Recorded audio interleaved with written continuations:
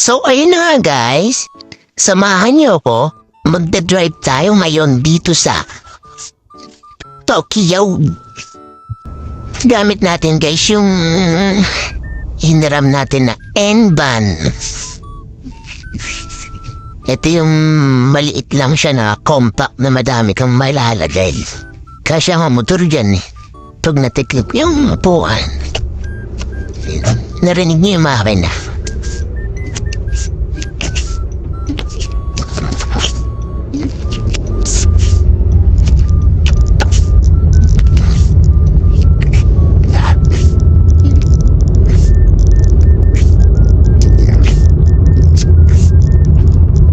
Papakita ko sa inyo yung napakagandang balsada dito sa Tokyo. Doon na ako nalilito nung una sa mga stoplight nila.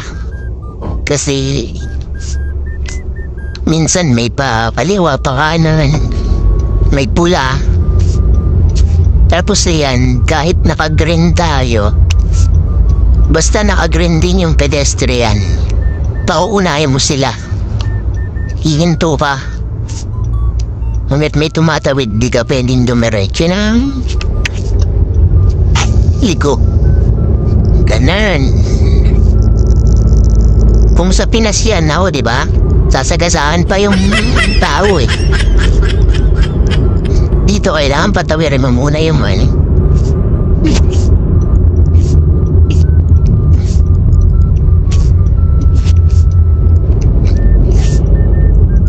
soup.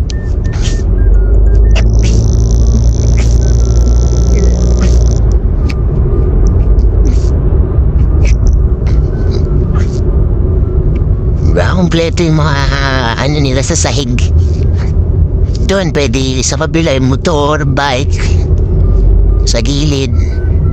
Hindi nakagaya ng batulad sa atin na may green pa. Sinaharaman pa. Kasi yung bike pwede din sa pedestrian. Pwede din dyan sa pinaka left side.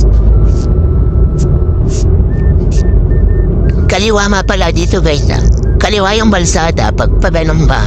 Tas yung manubela na sasakyan. Kanan.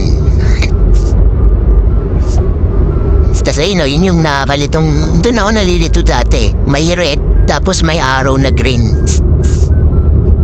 Diba? Doon ako nalilito dati. Kasi akala ko stop siya. Yung pala, yung arrow yung susundin mo. Kasi merong naparet doon yung kaliwa or kanan. Doon ako dito nung una. Nung nagets ko na, wala na, basic. Sarap na mag-drive dito.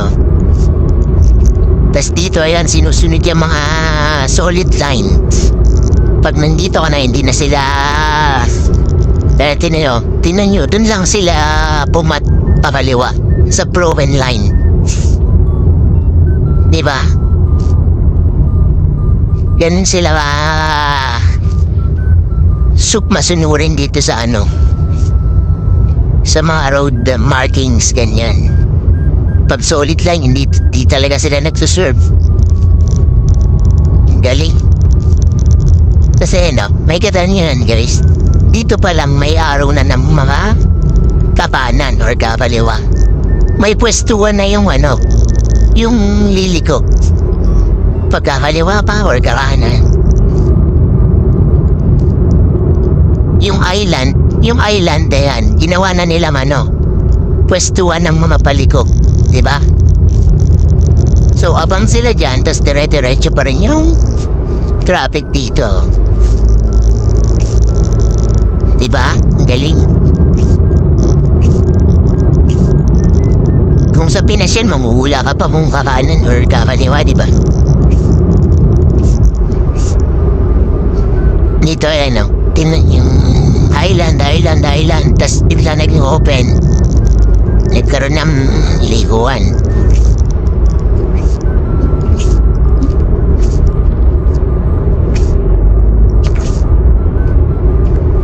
di ba? Ang ganda ng kalsada nila. Makakabawas na rin sa traffic yun pag ganun. Kasi pag ganito, tapos isignal ka lang ng kanan, mapipilitan mag-serve yung mga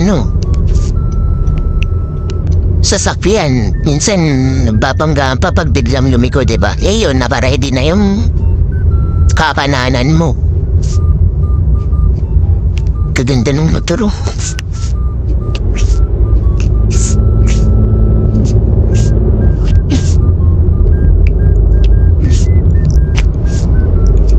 Ayun, oh. Diba nakaabang na yung mga kakanan? Galing, diba?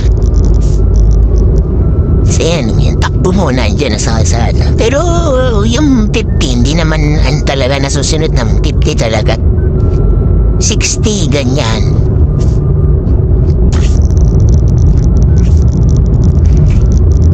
Madami sasakyan yan. 50 or 40.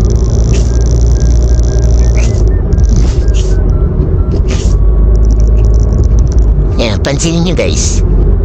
Pag solid line na, hindi na talaga yan. Sumano lang siya dahil may motor.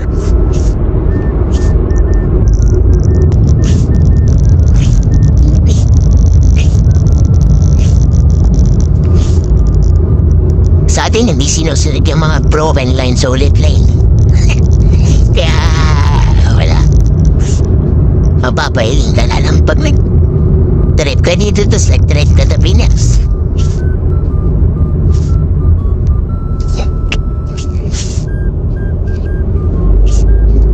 Tas dito rin yung guys, nasanay na rin ako nung kaat ka ng kaliwa or kanan, mag-hazard ka, parang thank you ganyan, pag pinagbigyan ka. Tingnan yung pag may kumat dito mamaya.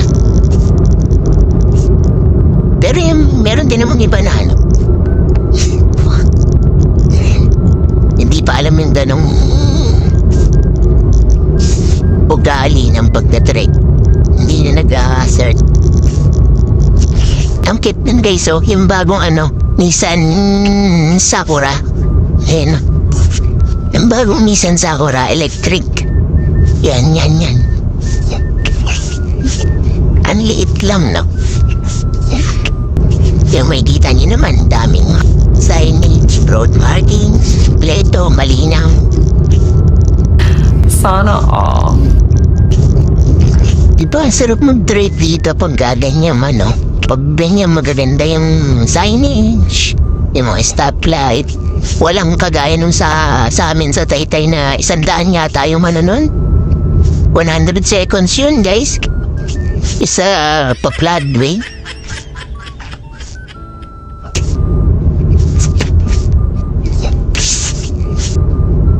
Malay nyo, balang araw, maging ganito rin kaganda yung mahal nating Pilipinas.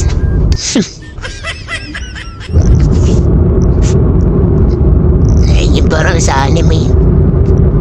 Tabi ng ilap nila. Ang laki ng setback ng ilap nila. Nasang taas ng harang.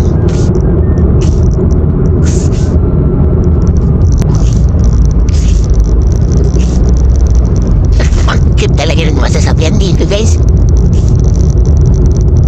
Sa sa inyong bus, may talagang babaan at sakayan lang yung bus dito.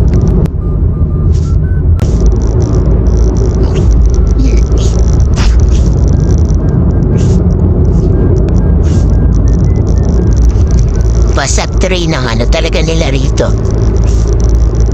Saka bike. Kaya bihira yung mga nagpokotse kasi ganda ng train system nila. Pero sa probinsya kailangan talaga yung malalayo lalo sa Eki.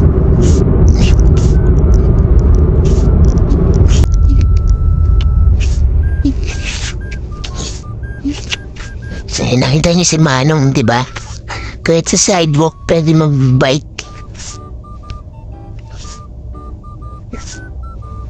Yung Shinkansen. Kita ba yung Shinkansen? Kasi hindi na. Ang kulay pa rin. Dumaan. Shinkansen yun guys. Yung sa taas. Dumaan yung kulay green.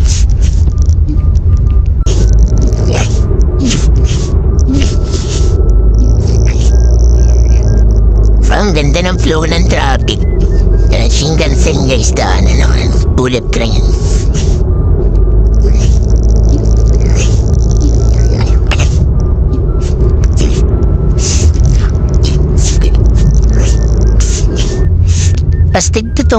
Pastig tong ano guys, tong N-ban. Ayan o. Pag traffic ay stop din yung makina niya. Parang yung mga motor na ano. na Honda, kagaya nung Honda Beat ko sa Pinas na ano. Idling stop, yun.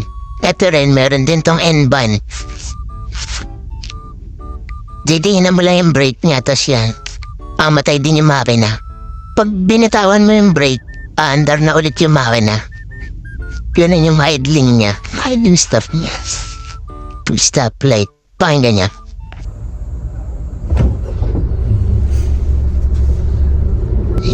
Galing yan. Tipid gas din. Okay, may mga silip po, may inauli yan. Ano inauli na ang motor? Akala nyo nakabike lang ang mga pulis dito, no? May malalapit na ano yan, big bike.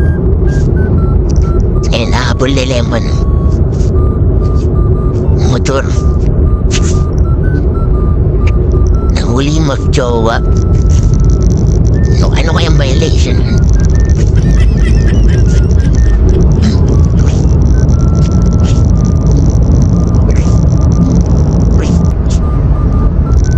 Yan, malapit-lapit na.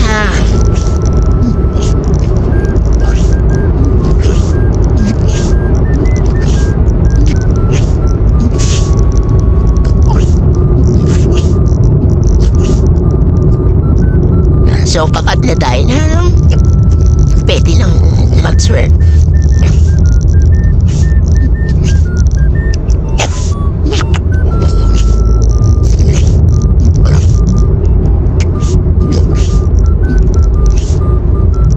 Kasi akit ako doon sa taas.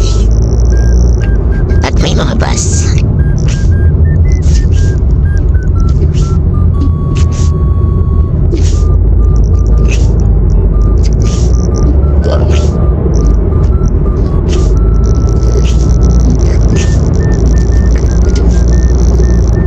Sarap mag-trade dito guys. Paganda ng flow ng traffic dahil maganda yung road signs, markings, disiplin natin yung mga driver. Sarap lang. Share ko lang. Kasi nagtatrip din ako sa Pinas kaya gusto ko talaga i-share yung experience ko ng pagtatrip dito sa Tokyo. Ayan, di ba, oh? May pwesto na yung mga kakanan. So, dire-diretso lang. Ayun yung nakakalito yung stoplight.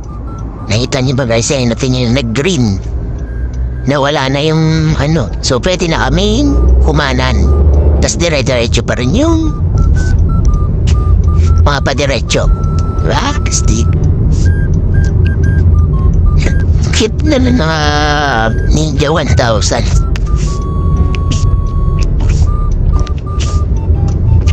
Tas ang helmet niya ano lang, parang nutshell lang. Ang sakit. Siyempre dahil driver tayo sa Pinas, kaya natin yan.